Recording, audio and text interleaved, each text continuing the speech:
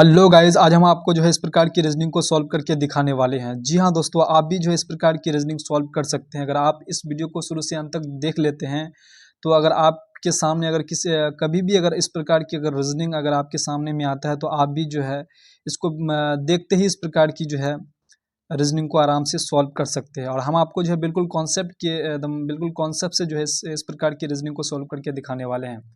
बहुत सारे व्यक्ति क्या करते हैं कि इसको जो है अनुमान में इसका मान रख लेते हैं और उस अनुमान में रखते रखते जो है एक्चुअली उसमें बन जाता है, लेकिन उसमें टाइम जो है आपको ज़्यादा कंज्यूम हो जाता है। अगर आपका अगर कॉन्सेप्ट क्लियर होगा तो आप जो है आराम से इसका जो है हल कर सकते हैं आप। तो चलिए हम आपको जो है इस प्रकार की रीजनिंग को जो है सॉल्व करके दिखाते हैं बिल्कुल कॉन्सेप्ट से। तो यहाँ पर जो है सबसे पहले हम यहाँ पर करते क्या है, आपको यहाँ पर सवाल नज़र आ रहा होगा कि यहाँ पर कौन सा वर्ड देंगे कि कौन सा संख्या देंगे जो यहाँ पर मेरा जोड़ने पर 8 आएगा, और यहाँ यहाँ कौन सा वर्ड देंगे जोड़ने पर 13 आएगा, और यहाँ से यहाँ तक कौन सा हम वर्ड को माइनस करेंगे जो मेरा 6 आएगा, और इसको अगर जोड़ेंगे तो मेरा 8 आना चाहिए।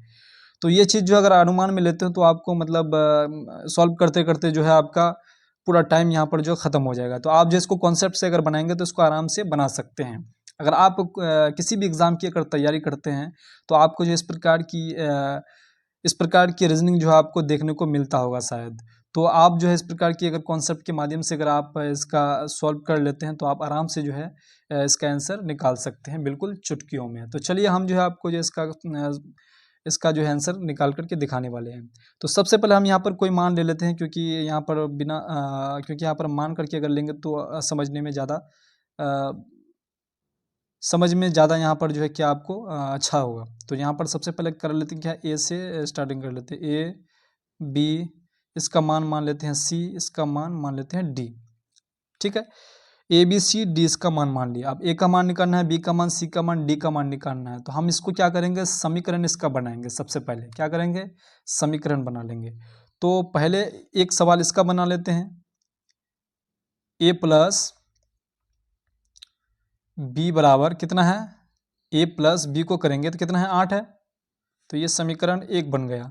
ठीक है, अब दूसरा बना लेते हैं सी माइनस डी, सी माइनस डी समीकरण 2। अब इसका मान कितना है, सी माइनस डी का मान 6 है, तो समीकरण 2 इसका मान लिए। ठीक है, अब तीसरा समीकरण लेते हैं क्योंकि यहाँ पर 4 समीकरण बनने वाला है। तो तीसरा समीकरण मेरा क्या हो जाएगा, ए प्लस सी ले लेते हैं। ये देखिए ए प्लस सी, ए प्लस सी, तो ए प्लस सी करेंगे तो यहाँ पर कितना आ जाएगा, 13। ये तीसरा समीकरण बन गया आपका। अब चौथा समीकरण मेरा क्या हो जाएगा, बी प्लस डी बचा। यहाँ देखिए बी प्लस डी, एक ऐसे लिए और एक ऐसे हो जाएगा। ठीक है, बी प्लस डी, तो बी प्लस डी बराबर कितना है, 8 है। बी प्लस डी बराबर 8, ये समीकरण आपका 4 आ गया। ठीक है, अब इन चारों समीकरणों में देखिए कि कौन जो है बराबर आपको मिल रहा है। ठीक है, तो जैसे ही मिलेगा उन दोनों को, दो समीकरण को उठा करके जो हल करना चालू करने वाले हैं। तो समीकरण हम सबसे पहले यहाँ पर जो समीकरण 1 और 3 यहाँ पर हमको मिल रहा है, ये देखिए ए प्लस सी बराबर 13 और ए प्लस बी बराबर क्या आ जाएगा, 8। ए सी है इसमें और इसमें क्या है, इसमें बी है। ए कॉमन आपको नज़र आ रहा है। ठीक है, तो यहाँ पर 2 को ले लेते हैं। तो समीकरण ए तथा 3 से, समीकरण 1 तथा 3 से हल करेंगे अब। ठीक है, तो समीकरण 1 कितना है, ए प्लस बी बराबर 8 और ए प्लस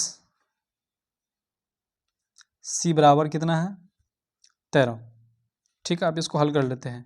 अब ये यहाँ पर माइनस आएगा, ये भी माइनस आ जाएगा, ये भी माइनस आ जाएगा। ठीक है, तो यहाँ पर प्लस माइनस यहाँ पर ये कट जाएगा।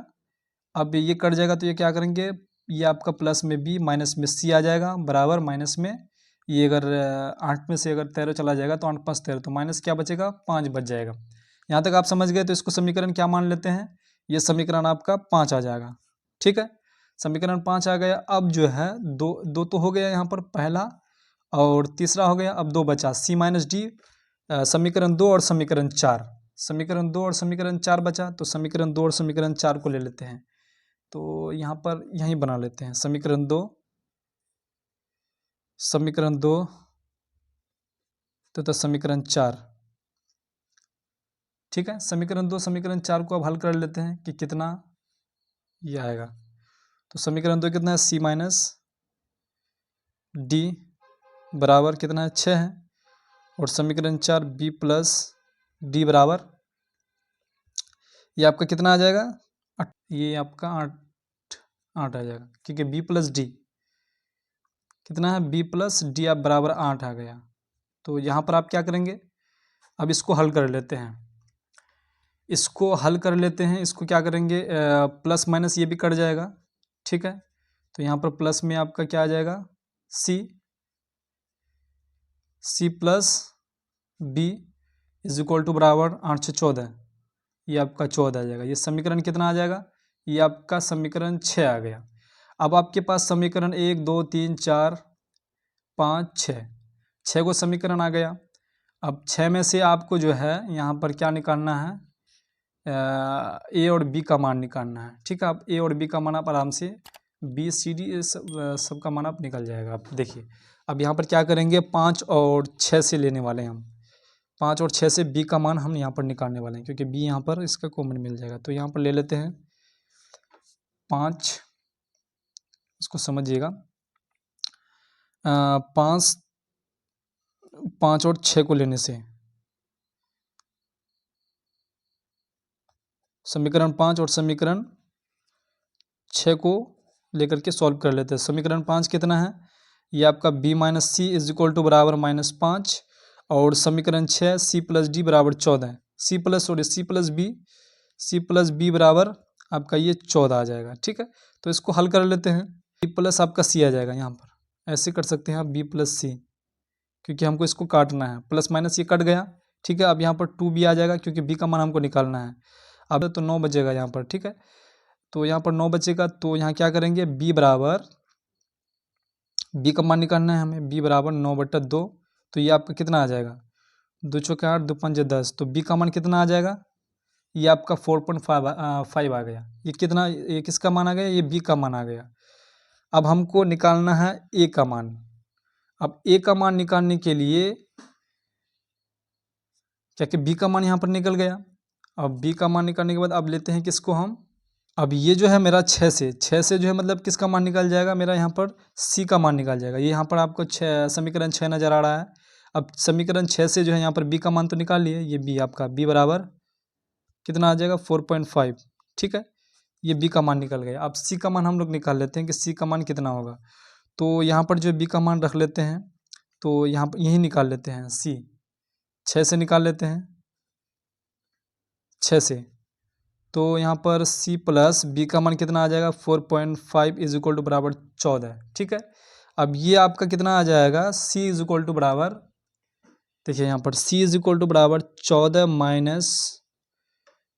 माइनस आपका इसको कर लेते हैं 4.5। तो c इज इक्वल टू बराबर, यहाँ देखिएगा c इज इक्वल टू बराबर आपका कितना आ जाएगा, 14 में से अगर 4.5 करेंगे तो 9 ये आपका 5 आ जाएगा। ये c का मान आपका निकल गया। b और c का मान, दो का मान आप निकाल लिए आराम से। अब आपको निकालना है c का मान निकाल लिए, b और c निकल गया। अब आपको a और d का मान निकालना है। अब a और d का मान निकालने के लिए क्या करना पड़ेगा, समीकरण देख लेते हैं इसमें किसमें a का मान। देखिए समीकरण एक से निकल जाएगा। ये आपका समीकरण 1 से निकालने के लिए क्या करेंगे, क्योंकि c का मान b का मान मेरे पास है, तो a प्लस समीकरण 1 से निकालेंगे a का मान। तो b का मान मेरा कितना है, 4.5 इज इक्वल टू बराबर कितना है, ये आपका 8 है। ठीक है, तो ये आपका a बराबर 8 माइनस 4.5, तो a बराबर आपका कितना आ जाएगा, a बराबर आपका 3.5 आ गया। तो आपका a का मान भी निकल गया। ठीक है, अब a का मान निकल गया। अब हमको d का मान निकालना है। अब d का मान निकालने के लिए किससे लेंगे हम, b प्लस डी, इसमें खोज लेते हैं, b प्लस डी बराबर b प्लस डी। तो समीकरण 4 से हमको इसको निकाल लेते हैं, समीकरण 4 से 4 से इसको निकालेंगे तो 4 से निकालने के लिए हमको क्या करना पड़ेगा, बी का मान कितना है, बी का मान है हम लोगों का 4.5 plus d is equal to बराबर 8। तो डी इज इक्वल टू बराबर 8 माइनस 4.5, तो डी बराबर कितना आ जाएगा, डी इज इक्वल टू बराबर 8 माइनस 4.5 करेंगे तो 3.5 आ जाएगा ये आपका। ठीक है, तो ये सारा का निकल के आ गया आपका। डी का मान कितना आ जाएगा 4.5, डी का मान 3.5 आ गया आपका। ठीक है, और सी का मान आपका 9.5, उसके बाद बी का मान 4.5, उसके बाद ए का मान, ए यहाँ पर निकालें हम, देखिए यहाँ पर ए का मान आपका 3.5। कितने आसानी से जो बिल्कुल कॉन्सेप्ट से जो आप चारों का मान आराम से निकाल लिए। अब ए का मान जो है हम लिख लेते हैं, ए का मान कितना है, ए का मान 3.5, ये आपका 3.5 ए का मान निकल गया। ठीक है, अब बी का मान कितना है 4.5, ये आपका 4.5 ये निकल गया। ठीक है, अब जो है सी का मान, सी का मान कितना है 9.5, ये आपका 9.5। अब डी का मान कितना है 3.5। ठीक है, अब तीनों को जोड़ करके, चारों को जोड़िए तो आप आराम से जो है सबका फॉर्म फिल हो जाएगा आपका। 3.5 प्लस 4.5, तो ये आपका 8 आ जाएगा, 4 3 7 प्लस 8। उसके बाद इधर से भी प्लस करेंगे आप तो 9 10 11 12, ये आपका 13, इसका भी जोड़ने पे आ गया। इसको माइनस करेंगे आपका ये भी 6 आ जाएगा।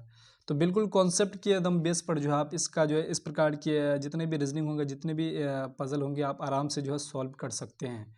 और आप अगर आपका एक बार अगर कॉन्सेप्ट क्लियर हो जाता है तो आप इस प्रकार के क्वेश्चन को देखते ही सॉल्व कर लेंगे। आई होप आपको जो है ये वीडियो पसंद आई होगी। अगर पसंद आई है तो वीडियो को लाइक, चैनल को सब्सक्राइब और बेल आइकन को जरूर प्रेस कर दीजिएगा, ताकि इस प्रकार की वीडियो जो है सबसे पहले आप तक पहुँच पाए। तो चलिए नेक्स्ट वीडियो में मिलते हैं, तब तक के लिए जय हिंद, जय भारत, वंदे मातरम।